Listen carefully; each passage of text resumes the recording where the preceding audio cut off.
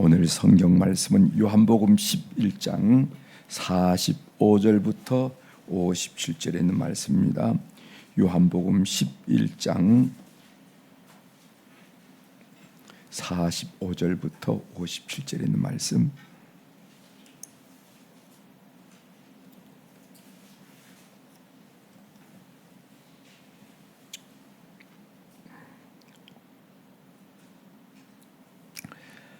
요한복음 11장 45절부터 57절에 있는 말씀 찾으셨으면 제가 봉독해 드리겠습니다. 45절. 마리아에게 와서 예수께서 하신 이 일을 본 많은 유대인이 그를 믿었으나 그 중에 어떤 자는 바리사인들에게 가서 예수께서 하신 이 일을 알리리라. 이에 대상들과 바리새인들이 공회를 모으고 이르되 이 사람이 많은 표적을 행하니 우리가 어떻게 하겠느냐.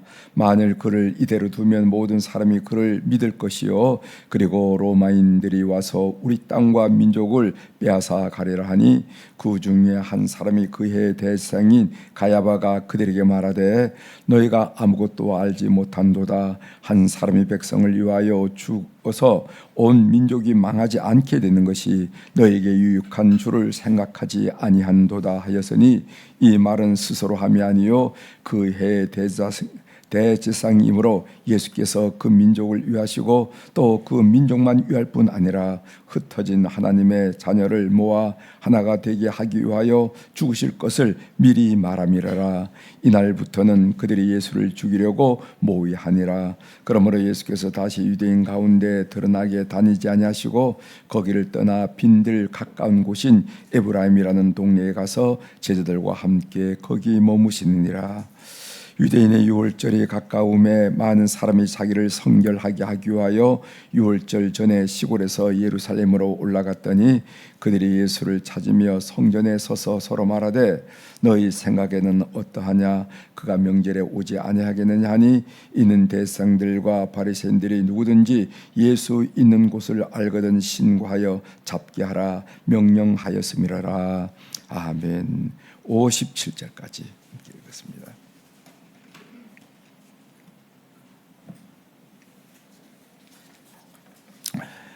오늘 우리가 읽은 요한복음 11장 45절부터 57절에 있는 말씀을 가지고 주제는 상처는 남들이 주는 것이 아니라 내가 받을 뿐이다. 이런 말씀을 좀 생각해 보려고 합니다. 상처, 우리가 삶을 살다 보면은 어느 모임에서 또 우리 교회에서 난 상처받았어.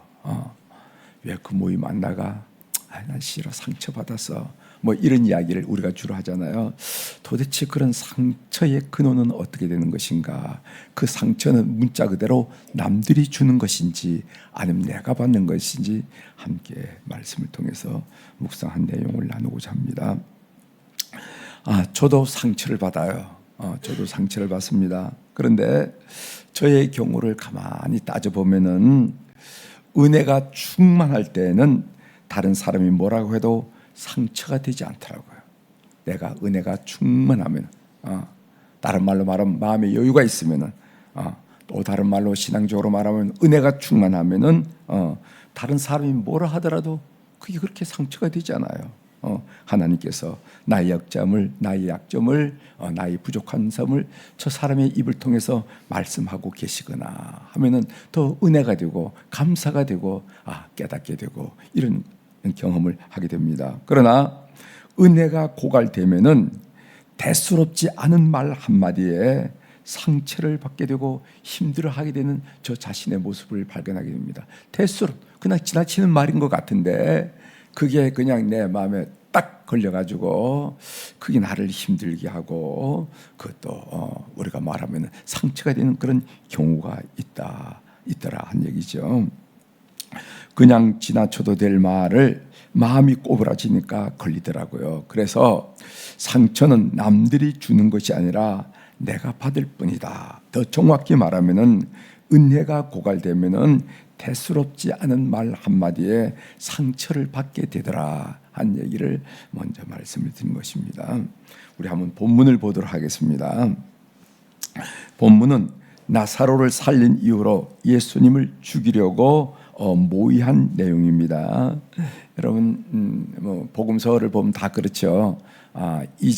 이적이 나타나면은 그 이적 기사가 어떻게 전개되냐면 갈등 기사로 전개돼요. 그래서 갈등에는 서로 좋지 않은 관계가 맺어진다는 논쟁이 된다는 거 아니겠습니까? 논쟁 기사. 그래서 유대인들, 특별히 바리새인들, 사두개인들, 제사장들, 그 다음에 헤롯 당원들과 더불어 이 갈등이 비춰요. 갈등. 그 기사 성경에 보면 이 갈등 기사로 됩니다. 그런데 그때 주요하게 다루는 갈등의 내용을 하면 죄사함 문제를 다뤄. 죄사함 문제. 죄가 어떻게 용서되는가. 그리고 어떻게 되냐면 모의 기사. 그래서 예수님을 죽이려고 하는 모의 기사로 이렇게 복음서의 내용을 가만히 살펴보면은 처음에는 표적 기사가 나와요. 표적. 예수님이 표적을 일으킨데 그것이 안식일을 일으킬 수도 있고 또 그 얘기하다 보면 죄를 용서하는 것도 있고 그런 일이 난다는 겁니다. 그런 표적 기사가 갈등 기사로 전환이 되고 그 갈등 기사는 모의 기사, 예수님을 죽이자 하는 모의 기사로 전개되는 것을 이렇게 늘 이렇게 보게 되는데 요한복음 여기서도 마찬가지죠. 자, 이제 한번 본문을 좀 구체적으로 살펴보도록 하겠습니다. 45절 마리아에게 와서 예수께 하신 일을 본 많은 유대인들이 그를 믿었으나 이런 말씀이 있어요. 늘 그랬듯이 예수님의 부활 사건을 통해서 그 놀라운 표적을 통해서 예수님을 믿는 사람도 있었지만은 그렇지만은 믿지 못하는 자들이 있었다는 겁니다. 그래요. 아무리 깜짝 놀랄 만한 그런 표적이 일어난다 하더라도 이적이 일어난다 하더라도 그것을 통해서 믿음으로 한 발짝 다가오는 사람이 있는 반면에 이런 사람이 있더란 말이죠. 오늘도 성경에 그 두 가지 불의의 양태가 나타난 것을 보게 됩니다. 47절 이에 대상들과 바리새인들이 공회를 모으고 이르되 이 사람이 많은 표적을 행하니 우리가 어떻게 하겠느냐. 여기 공회라는 것은 우리 귀에 익숙한 산헤드린 공회를 말합니다. 산헤드린, 이 산헤드린은 유대 최고의 통치 기관이고 재판소였어요. 로마 정부, 그 당시 유대는 로마의 식민 지배하에 있었잖아요. 그래서 로마 정부는 산헤드린에 사형권을 제외한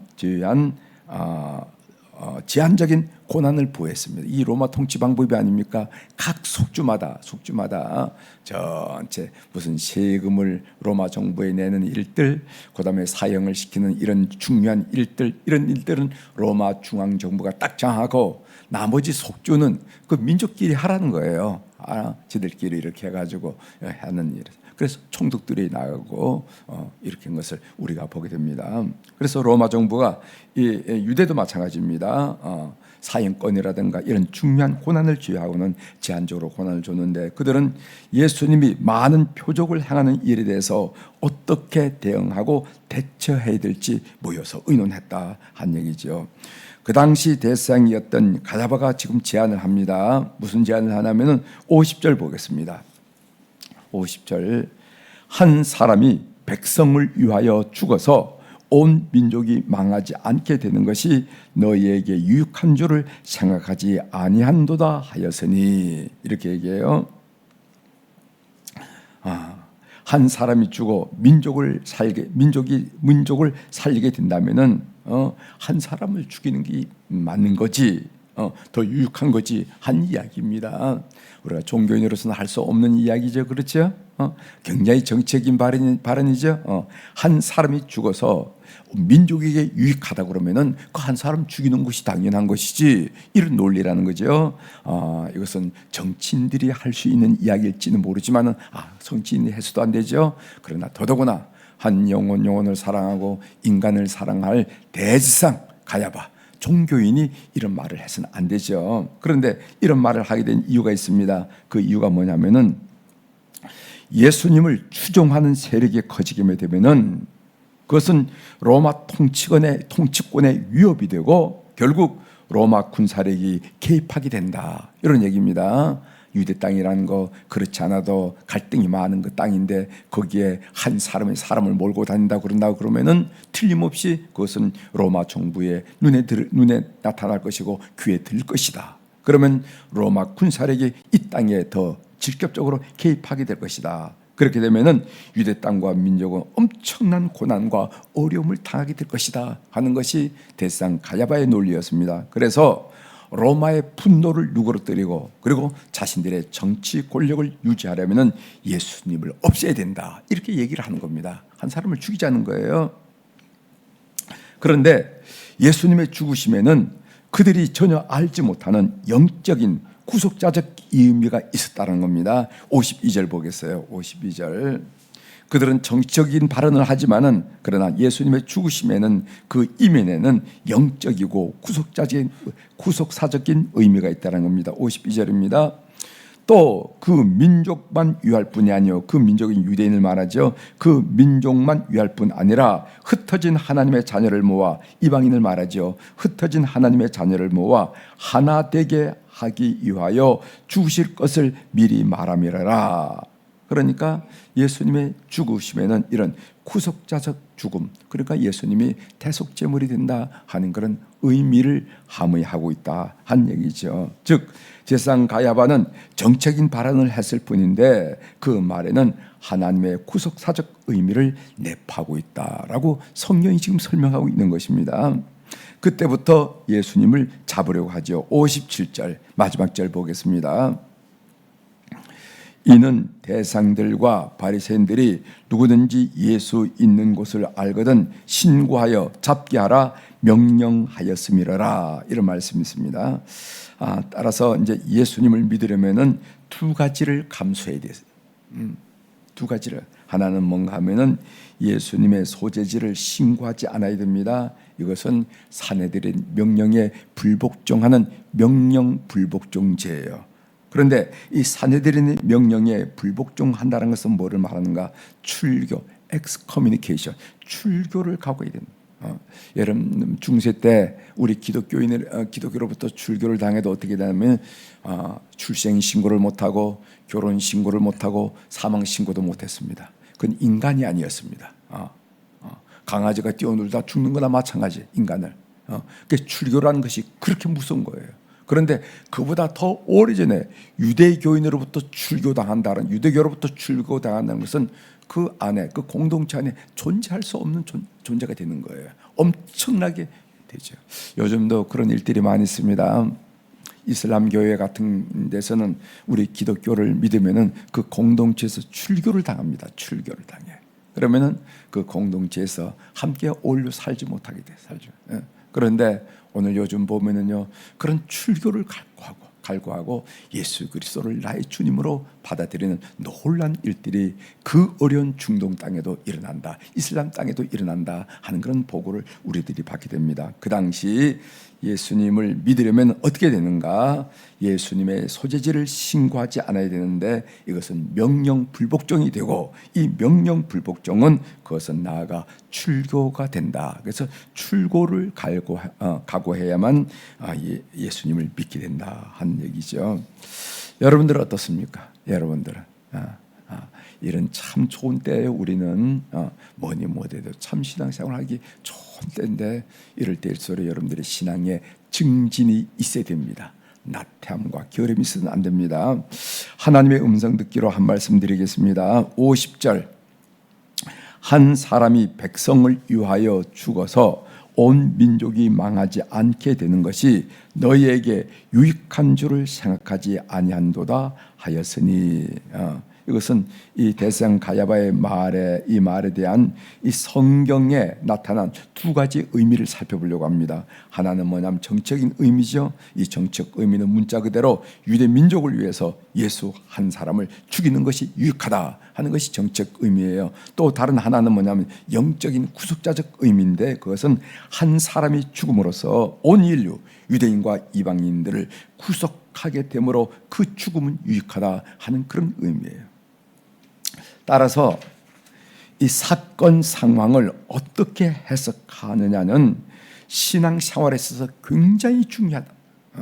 우리가 인생을 살다 보면은 이런 일 저런 일 경험하잖아요. 그렇죠? 이런 말 저런 말 또 듣게 되고 이런 일 저런 일 보게 되고 이런 일 저런 일 경험하게 되는데, 그런 사건과 상황을 어떻게 해석하느냐 하는 것은 신앙생활에 굉장히 중요하다. 민족을 위해서 예수님을 죽이는 이 일까지도 거기 여러 가지 의미가 있는 것을 오늘 우리가 본문을 통해서 볼 수가 있는데, 우리도 마찬가지라는 거죠. 사건 상황을 어떻게 해석하냐에 따라서 신앙생활에 굉장히 엄청 중요한 일이다. 우리는 이 표면적으로 보고 듣지 말고 그 이면에 있는 하나님의 손길을 보고 하나님의 음성을 들을 줄 알아야 된단 말이지. 이것을 영적인 안목, 영적인 귀가 열렸다, 영적인 민감성을 가졌다 하는 그런 말이죠. 표면적인 것을 보고 좋으니 나쁘니 상처를 받아낸 상처를 받지, 그렇지 말고 그 이면에 있는 하나님의 손길, 하나님의 음성을 들을 줄 아는 은혜 충만한 성도들이 되기를 주의 이름으로 고면합니다. 그래서 무슨 말을 듣든지 무슨 일을 당하든지 하나님의 은혜로 해석하고 깨닫고 감사하는 여러분들이 되시길 바랍니다. 마음의 상처는 남들이 주는 것이 아니라 내가 받을 뿐이다. 은혜 충만하면 전혀 문제가 되지 않더라. 오히려 감사의 내용이 되더라 하는 것을 여러분 마음속에 간직한 이 새벽이 되길 바랍니다. 그래서 마음에 조금 뭐가 이렇게 걸리게 되거든. 여러분들이 어떻게 해야 되냐면, 내가 좀 은혜를 좀 더 받아야 되는가 보구나. 은혜를 좀 더 받아야 되는구나.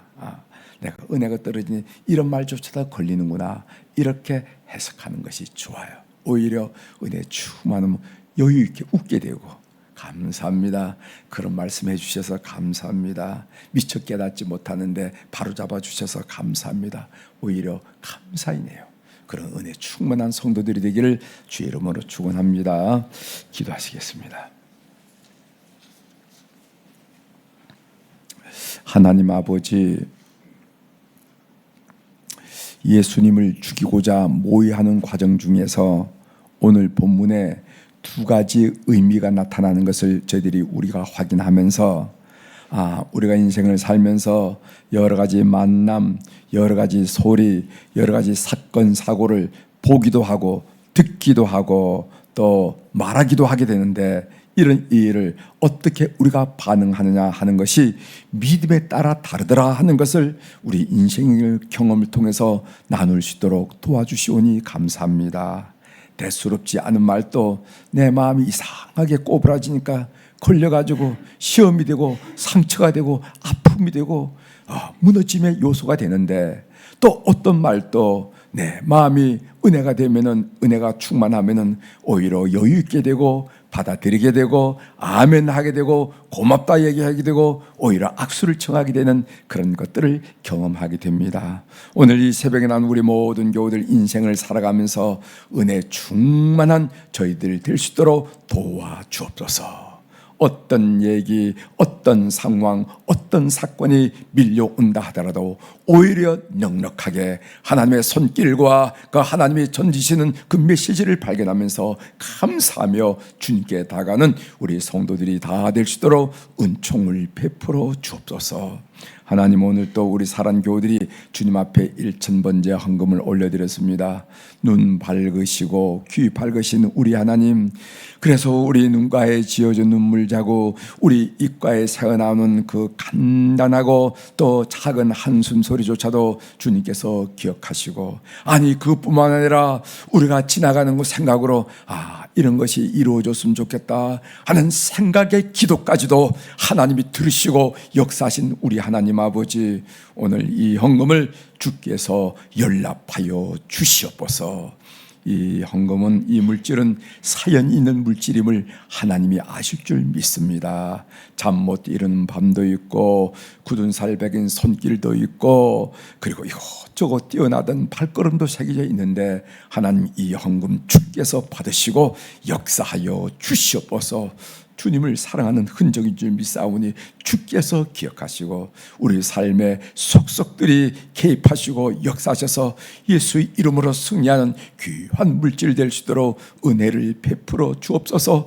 하나님의 은혜를 확인하는 물질 되게 하시고 하나님의 역사를 경험하는 물질 될 수 있도록 주께서 은총을 베풀어 주옵소서. 하나님, 오늘 화요일 날 우리 몸된 교회 어른들을 축복하면서 특별히 기도하는 날을 맞이했습니다.